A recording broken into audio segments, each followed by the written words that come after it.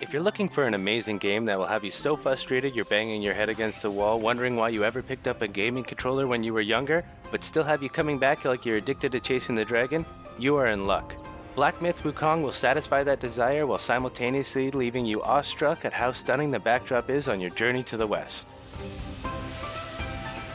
So you thought you were going to play as Sun Wukong. Sorry to burst your bubble, bud, but this ain't his story. In this game, you're going to play as the Destined One who follows in the footsteps of Sun Wukong, running around with his classic Jingu Bang, fighting Yao Gui from the original legend, collecting his artifacts along the way. If that sounded confusing, it translates to you'll be bopping monsters over the head with a stick. Wop, wop, wop, wop, wop, that fuck 'em up.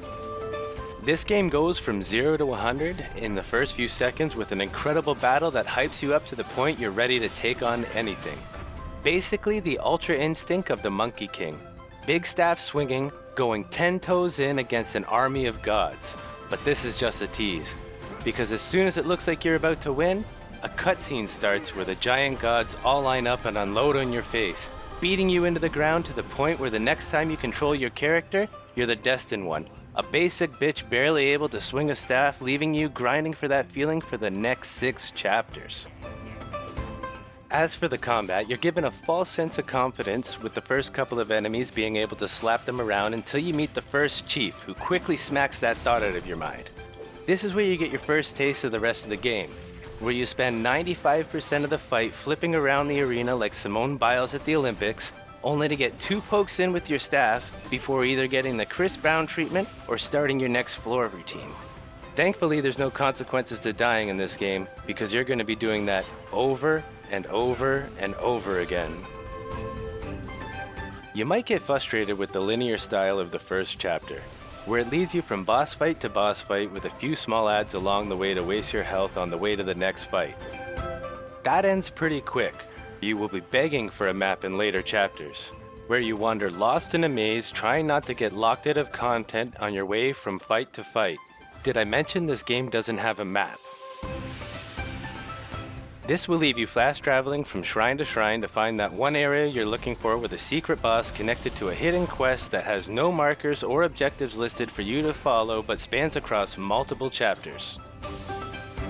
Along the way, you will unlock spells, spirits, and transformations to help ease the difficulty. I'm talking about you, Pluck, a spell that basically clones yourself up to 6 times, mobs up, and gives the enemy a southside handshake, not leaving them a chance to attack. Spirits are the souls you steal from certain enemies you defeat, gaining access to one of their moves. Your soul is mine.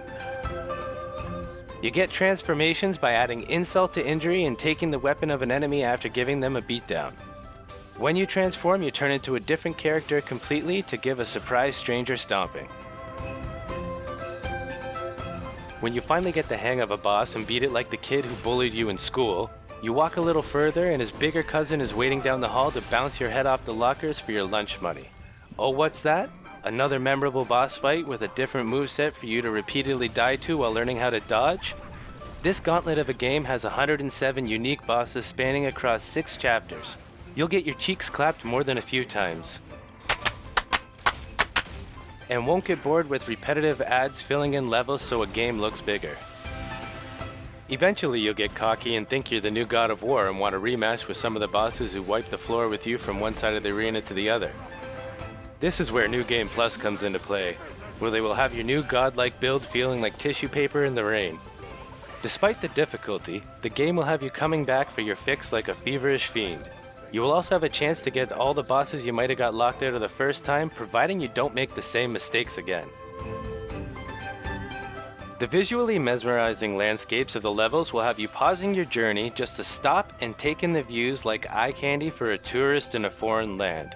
Filled with remarkable temples and shrines, with each tree and rock looking meticulously placed as if they were creating a 3-dimensional painting rather than just filling in the background and slapping in stuff wherever it fits. Too bad most of it's blocked by invisible walls.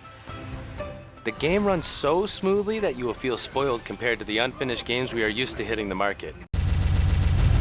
For the game to achieve this on 1/10 the budget and 1/3 of the time it takes the games it's being compared to is insanely impressive for any game, let alone the first AAA title to come out of China.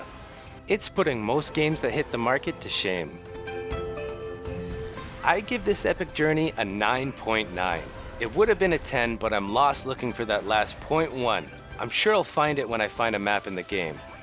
If you're looking for any more reason to pull the trigger on this masterpiece, the publishing studio Game Science has announced they plan to release 2 DLC expansions, full of more bosses to adopt you, bend you over, and make you call them daddy. If that doesn't flip your switches, then maybe you should go play solitaire. Drop a like on the video and subscribe for more.